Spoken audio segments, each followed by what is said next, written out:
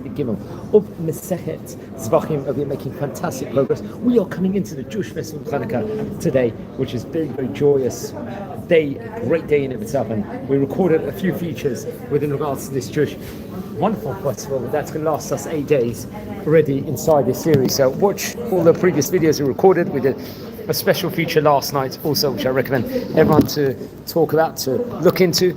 And friends, we are in Daf 93 over here.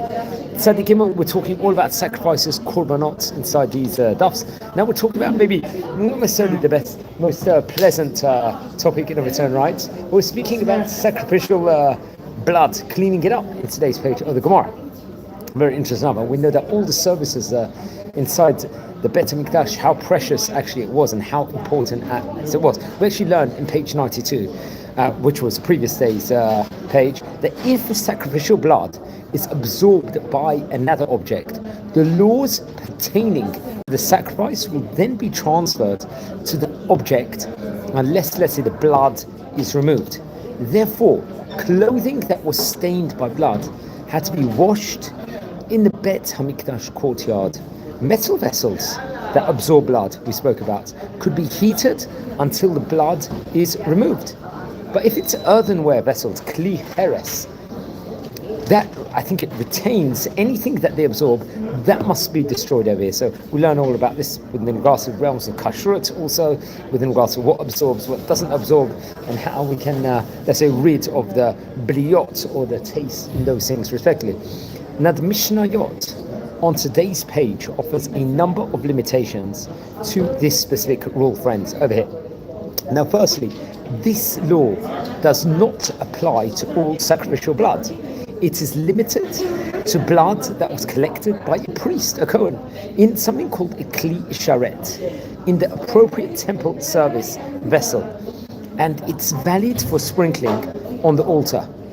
Therefore, if the blood was sprayed directly from the neck of the animal, remember there's a whole process, code of conduct, how to do the sacrifices, and let's say from the neck of the animal, whereas the clothing would come directly in contact with the blood after the blood had already been applied to the altar, there would then be no need to wash it out.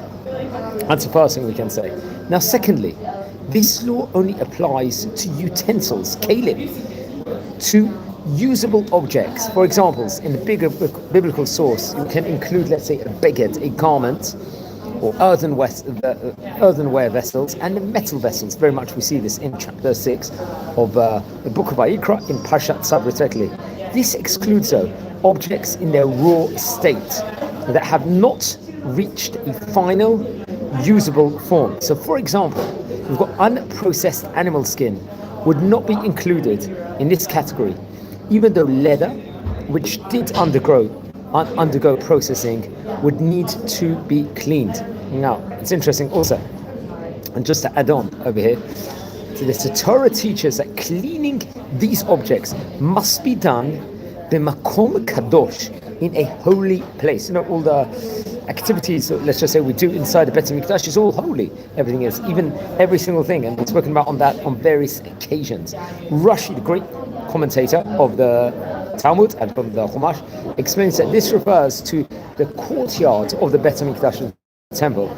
In his commentary on the Torah, the great Hiskuni, he's going to explain that this blood cannot be taken out of the chatzer, the courtyard, just like any other sacrificial blood, which would become disqualified if it removed from the temple precincts in of itself.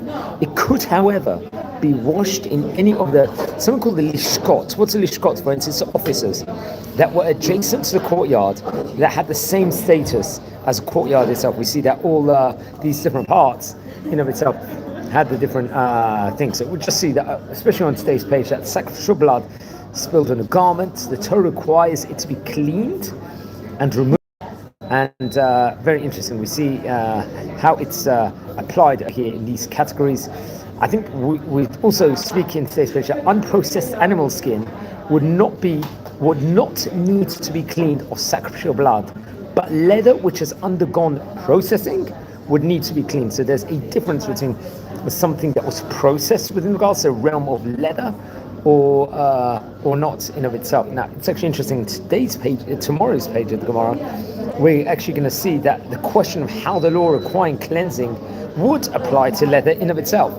The question we're going to see tomorrow is: does leather absorb blood in an ordinary fashion, and can it be cleaned of the blood in the same way that a garment is cleaned? We're going to grapple with this tomorrow, and we're going to the basis of this question, for the Gemara's question, on the laws of Shabbat itself, that how on Shabbat we're prohibited to washing fabrics, and we find obviously a Mishnah that teaches that if clothing becomes soiled with something called shleshet, this is a chicken excrement, for example, let's say Rashi will actually describe it as something, let's say, very pleasant like saliva or excrement, it can be removed by means of dry cloth.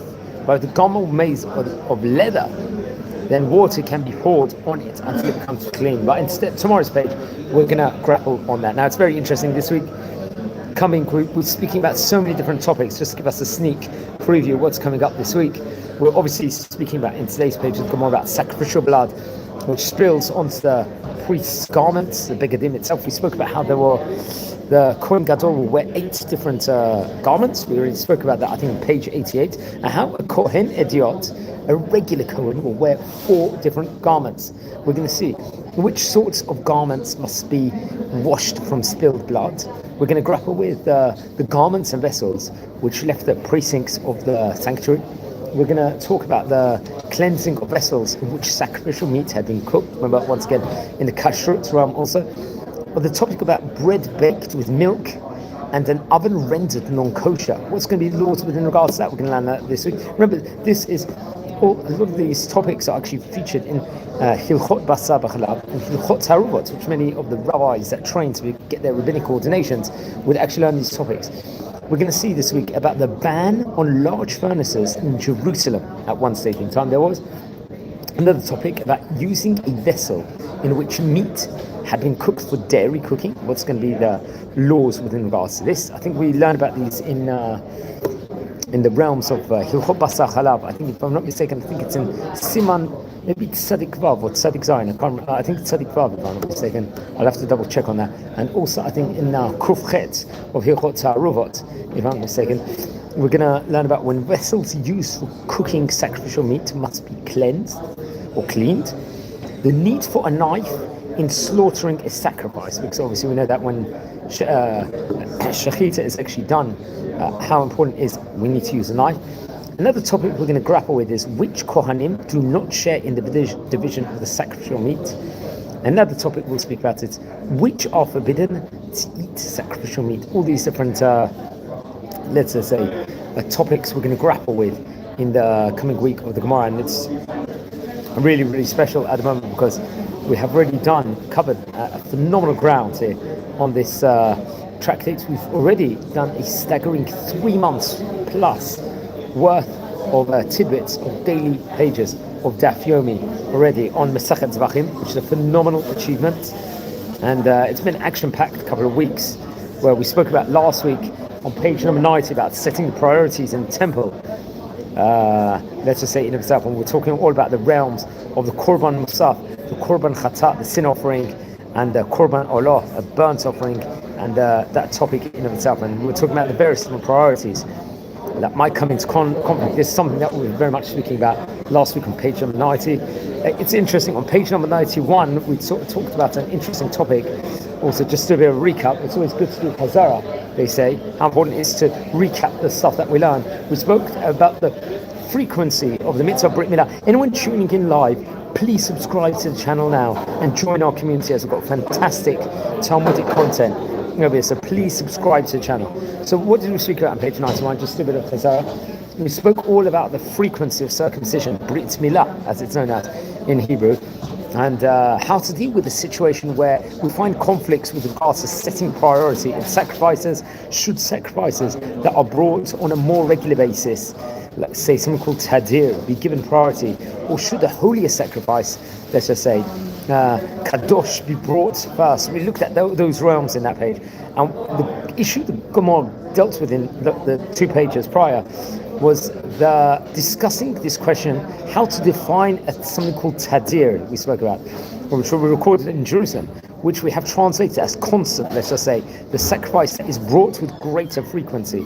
The Gemara brought proofs we saw from the fact that a chatat, a sin offering, and an asham, a guilt offering, take precedence over a sacrifice called the shlamim, a peace offering.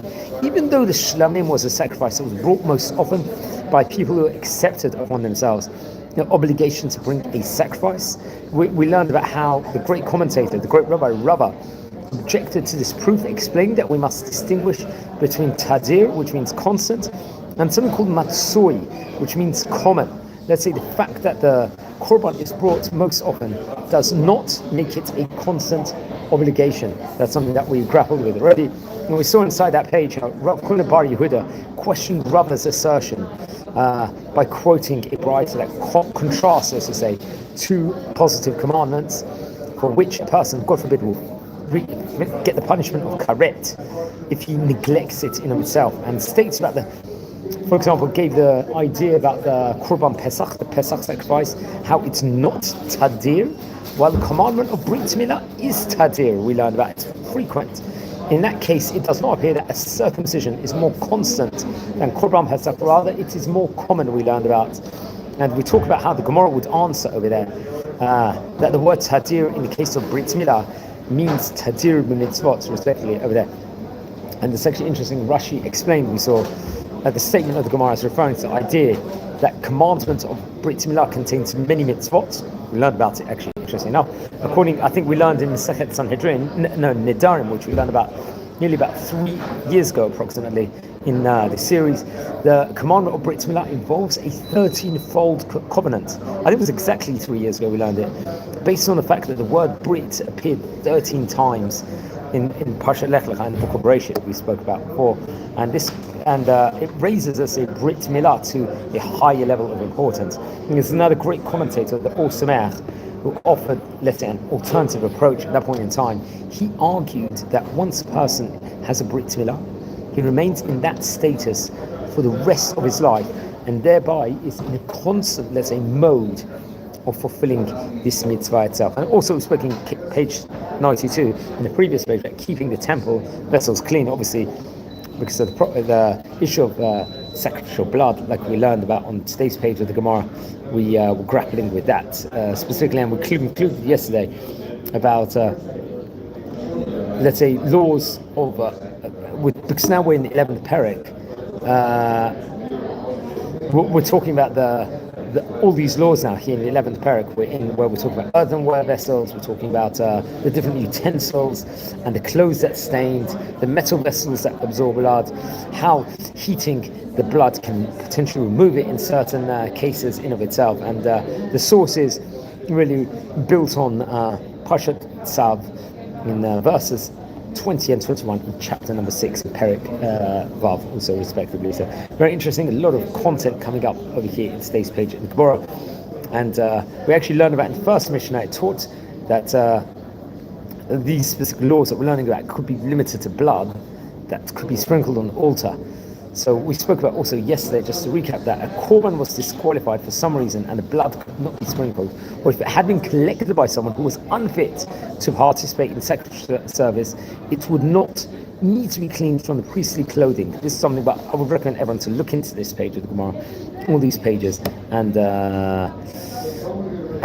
learn it properly. We also learned at the end of yesterday's page that if sprinkling of the blood had already been done by the Kohanim, the priests, the remnants of blood would no longer require the washing itself, respectively. So I think on this note, I'm going to wish you all a Chanukah Sameach. We're coming into the Jewish festival of Chanukah, festival full of lights. So let's brighten up our day over here.